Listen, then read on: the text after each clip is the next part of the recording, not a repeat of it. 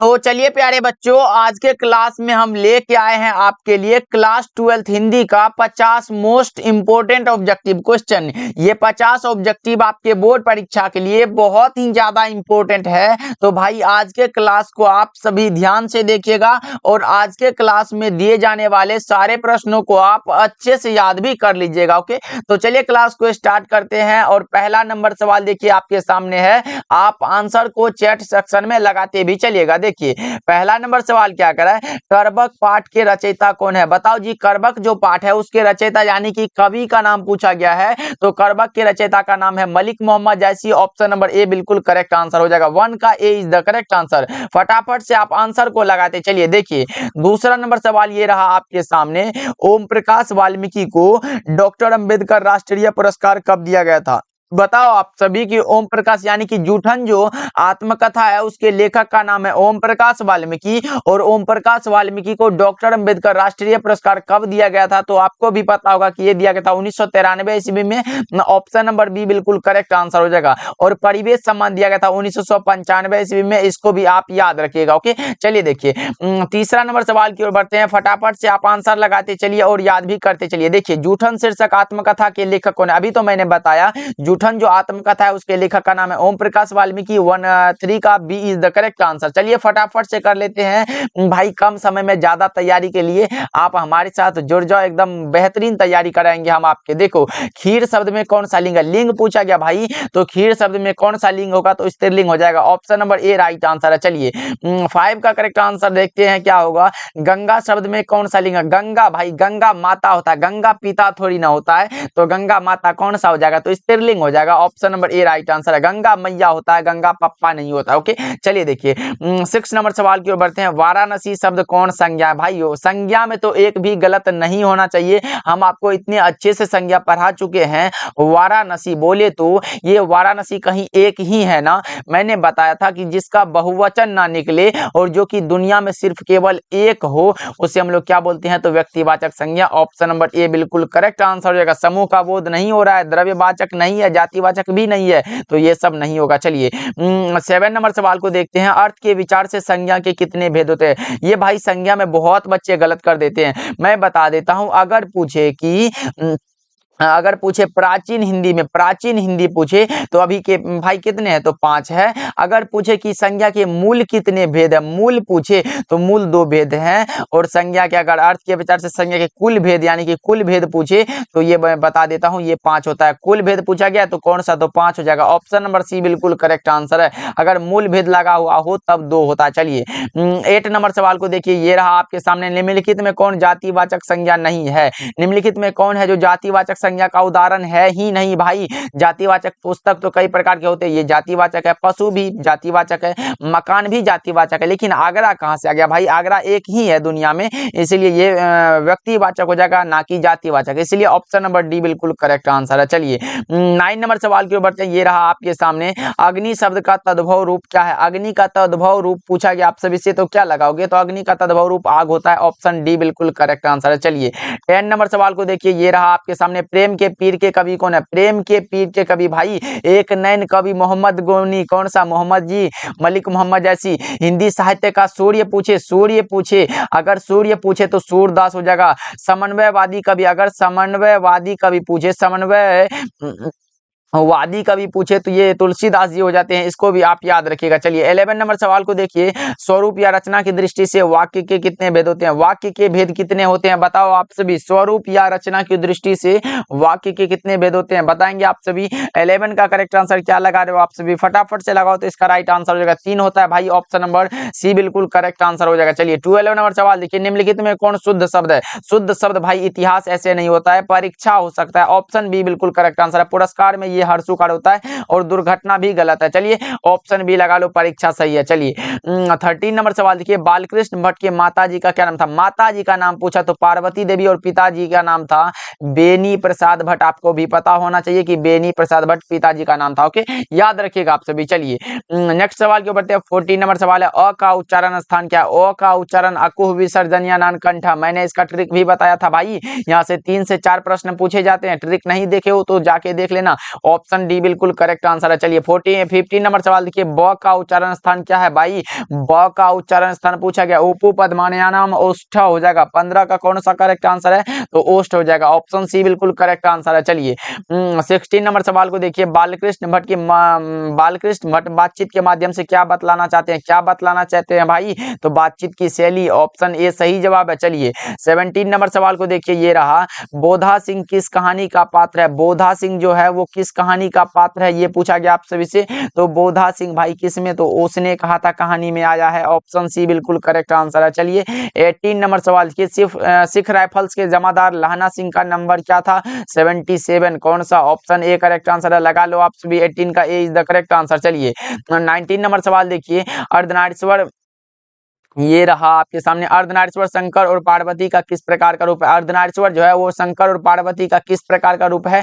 ये कल्पित रूप है। ऑप्शन बी बिल्कुल करेक्ट आंसर हो जाएगा। चलिए 20 नंबर सवाल देखिए, प्रजा सोशलिस्ट पार्टी का गठन कब हुआ था? प्रजा सोशलिस्ट पार्टी का गठन पूछा गया, कब हुआ था? तो यह हुआ था 1900 कौन सा? तो 52 में हुआ था। ऑप्शन ए बिल्कुल करेक्ट आंसर हो जाएगा, याद रखिएगा आप सभी। चलिए 21 नंबर सवाल देखिए, फटाफट से एक बार कर लेते हैं, 50 ऑब्जेक्टिव है भाई, फटाफट से तो करना पड़ेगा। कवि ने कहा किसकी रचना है? कवि ने कहा जो रचना है वो किसकी रचना है? बताओगे आप सभी। 21 का करेक्ट आंसर क्या होगा? तो ये रचना है ज्ञानेंद्र पति की। ऑप्शन नंबर ए बिल्कुल करेक्ट आंसर होने वाला है, याद रखिएगा आप सभी। चलिए 22 नंबर सवाल देखिए, अशोक वाजपेयी किस काल के कवि हैं भाई? अशोक वाजपेयी, मैंने बताया था जितने भी ये भक्ति मतलब दास वाले आते सारे भक्ति काल में होते हैं, और एक भूषण जी रीति काल के हैं, और सारे के सारे आधुनिक काल के हैं, इसलिए ऑप्शन नंबर डी बिल्कुल करेक्ट आंसर है। चलिए 23 नंबर सवाल देखिए, ये रहा आपके सामने, ज्ञानेंद्र पति, ये लो फटाफट से लगाते चलो, ज्ञानेंद्र पति का काव्य नाटक कौन है? बताओ जी, ज्ञानेंद्र पति का जो काव्य नाटक है वो कौन सा है? बताएंगे आप सभी। तो मैं बता दूं, ज्ञानेंद्र पति का अगर काव्य नाटक की बात करें तो वो हमारा हो जाता है कौन सा? तो ये एक चक्रा नगरी जो है ये काव्य नाटक है। ऑप्शन नंबर डी बिल्कुल करेक्ट आंसर है। चलिए 24 नंबर सवाल देखिए, ज्ञानेंद्र पति का जन्म कब हुआ था? जन्म पूछा गया भाई, आसान सा सवाल है, जन्म पूछा, लगा लो ना। ऑप्शन नंबर ए बिल्कुल करेक्ट आंसर है, 1950 में हुआ था। ओके, चलिए देखिए नेक्स्ट सवाल की ओर बढ़ते हैं, अशोक वाजपेयी का जन्म कब, अशोक वाजपेयी का पूछा गया जन्म कब था? 16 जनवरी 1941 ही करेक्ट आंसर है। ऑप्शन नंबर ए बिल्कुल करेक्ट आंसर है। ओके, चलिए 26 नंबर सवाल देखिए, अशोक वाजपेयी के पिता का क्या नाम था? पिताजी का नाम पूछा गया, किसके पिताजी? तो अशोक वाजपेयी के पिताजी का नाम पूछा गया, तो परमानंद वाजपेयी था। Option number A right answer है। चलिए 27 नंबर सवाल देखिए, ये रहा, दीवार में एक खिड़की रहती थी, पाठ की कौन सी विधा है? दीवार में एक खिड़की रहती थी, पाठ की कौन सी विधा है? ये पूछा गया आप सभी से। तो 27 का जो करेक्ट आंसर है वो हो जाएगा उपन्यास है। Option number A right answer है। ओके, चलिए देखिए 28 नंबर सवाल देखिए, विनोद कुमार शुक्ल का निवास स्थान कहाँ है? विनोद कुमार शुक्ल का क्या तो निवास स्थान पूछा गया भाई, कौन सा है? बताओ आप सभी। 28 का करेक्ट आंसर क्या होगा? तो यह हो जाएगा Raipur, Chhattisgarh. Option number A right answer है। चलिए 29 नंबर सवाल की ओर बढ़ते हैं, ये रहा आपके सामने, रघुवीर सहाय को किस रचना पर साहित्य अकादमी पुरस्कार प्राप्त हुआ था? रघुवीर सहाय भाई, और इसको किस रचना पर साहित्य अकादमी का पुरस्कार प्राप्त हुआ था? तो आपको भी पता होना चाहिए कि ये प्राप्त हुआ था, लोग भूल गए हैं रचना पर। ऑप्शन ए सही जवाब है। चलिए 30 नंबर सवाल देखिए, गजानन माधव मुक्तिबोध की रचना निम्नलिखित में कौन सी है? निम्नलिखित में कौन सी रचना है जो गजानन माधव मुक्तिबोध की रचना है? ये पूछा गया आप सभी से। पुत्र वियोग सुभद्रा कुमारी चौहान की रचना, हारजीत अशोक वाजपेयी की रचना है, कविता के नए प्रतिमा नामवर सिंह की रचना है, तो बचा कौन सा? तो मुक्तिबोध जी की रचना का नाम है चांद का मुंह टेढ़ा है। ऑप्शन सी बिल्कुल करेक्ट आंसर है। ओके, चलिए देखिए 31 नंबर सवाल को देखते हैं, ये रहा, नए साहित्य का सौंदर्य शास्त्र के लेखक कौन है? देखो जी, अगर यहाँ रहे कि दलित साहित्य, अगर पूछे कि दलित साहित्य, यहाँ मैं लिख देता हूं, अगर पूछे दलित साहित्य अगर आए, दलित साहित्य का सौंदर्य शास्त्र पूछे तो आप लगा देना ओम प्रकाश वाल्मीकि, लेकिन यहाँ पूछा गया नए साहित्य का सौंदर्य शास्त्र, इसलिए गजानन माधव मुक्तिबोध करेक्ट आंसर हो जाएगा। ऑप्शन बी बिल्कुल करेक्ट आंसर है। चलिए 32 नंबर सवाल देखिए, शमशेर बहादुर सिंह की पत्नी का नाम था, क्या नाम था भाई? शमशेर बहादुर सिंह की पत्नी का क्या नाम था? बताओ आप सभी। धर्म देवी, कर्म देवी, सत्य देवी, धर्म देवी हो जाएगा। ऑप्शन ए करेक्ट आंसर है। ओके, चलिए देखिए 33 नंबर सवाल देखिए, इतने पास अपने पाठ का प्रकाशन वर्ष है, इतने पास अपने पाठ का जो प्रकाशन वर्ष हो जाएगा ये कब प्रकाशित हुआ था, ये पूछा जा रहा है आप सभी से। तो यह जो प्रकाशित हुआ था यह हुआ था 1980 में। ऑप्शन सी बिल्कुल करेक्ट आंसर है। चलिए 34 नंबर सवाल देखिए, सुभद्रा कुमारी चौहान का निधन कब हुआ था? निधन मतलब हो गया मृत्यु, कार दुर्घटना में हुआ था नागपुर से जबलपुर वापसी में जो है इसको कार दुर्घटना में इसका निधन हो गया था 15 फरवरी 1948 को। ऑप्शन नंबर बी बिल्कुल करेक्ट आंसर हो जाएगा। 34 का सी कौन सा हो जाएगा? B is the correct answer. चलिए 35 नंबर सवाल देखिए, ये रहा, त्रिधारा किसकी रचना है? त्रिधारा जो रचना है वो किसकी रचना है बताओ आप सभी। तो त्रिधारा जो रचना है ये रचना मैं बता दूं ये है सुभद्रा कुमारी चौहान की रचना। ऑप्शन बी बिल्कुल करेक्ट आंसर हो जाएगा। त्रिधारा आ जाए, मुकुल आ जाए, ये सारे क्या है? तो ये सुभद्रा कुमारी चौहान की ही रचना है। ओके चलिए देखिए, हिंदी साहित्य के विकास में अपभ्रंश का युग पुस्तक किसने लिखी है? अब हिंदी साहित्य के विकास में अपभ्रंश का युग जो पुस्तक लिखा है वो लिखा है नामवर सिंह ने। ऑप्शन नंबर ए बिल्कुल करेक्ट आंसर हो जाएगा, जिसको 1971 में कविता के नए प्रतिमान रचना पर साहित्य अकादमी का पुरस्कार भी दिया गया था। चलिए 37 नंबर सवाल देखिए, इंद्रजाल कथा संग्रह के लेखक कौन है? इंद्रजाल जो कथा संग्रह है उसके लेखक का नाम पूछा गया है। पहले तो आपको पता होगा कि ये इंद्रजाल कथा संग्रह है, याद रखिएगा बहुत इंपॉर्टेंट है। 37 का करेक्ट आंसर कौन सा हो जाएगा? तो ये जयशंकर प्रसाद की रचना है। कामायनी आ जाए, आंसू आ जाए, झरना आ जाए, ये सारे के सारे किसके? तो जयशंकर प्रसाद की रचना है। जयशंकर प्रसाद का जन्म स्थान कहाँ है? जन्म स्थान पूछा गया है, बस आसान सा सवाल है। 38 का करेक्ट आंसर कौन सा हो जाएगा? तो ये वाराणसी उत्तर प्रदेश। ऑप्शन ए बिल्कुल करेक्ट आंसर है। चलिए 39 नंबर सवाल को देखिए, कामायनी कब प्रकाशित हुआ था? कामायनी जो रचना है वो जयशंकर प्रसाद की रचना है, आपको भी पता होना चाहिए। और ये जो प्रकाशित हुआ था ये प्रकाशित हुआ था 1936 में।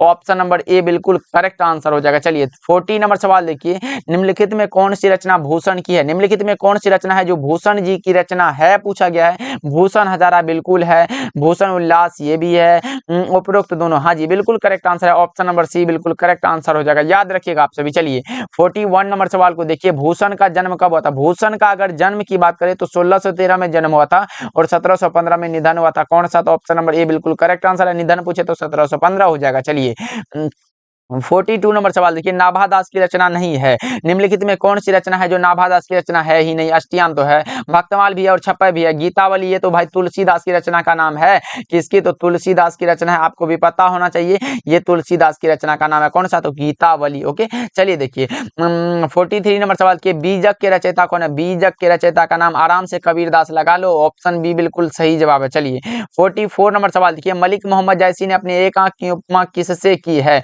मलिक मोहम्मद जैसी ने अपने एक आंख की उपमा जो की है वो की है दर्पण से। ऑप्शन नंबर डी बिल्कुल करेक्ट आंसर हो जाएगा, याद रखिएगा आप सभी। चलिए नेक्स्ट सवाल की ओर बढ़ते हैं, मीरा ने अपना प्रियतम किसे माना? मीरा ने अपना प्रियतम माना है किसको? तो कृष्ण को। कहां दिया गया है? ऑप्शन बी में दिया गया है, बिल्कुल सही जवाब है, कृष्ण को माना है। ओके चलिए देखिए 46 नंबर सवाल की ओर बढ़ते हैं, फटाफट से ये याद करते चलेंगे।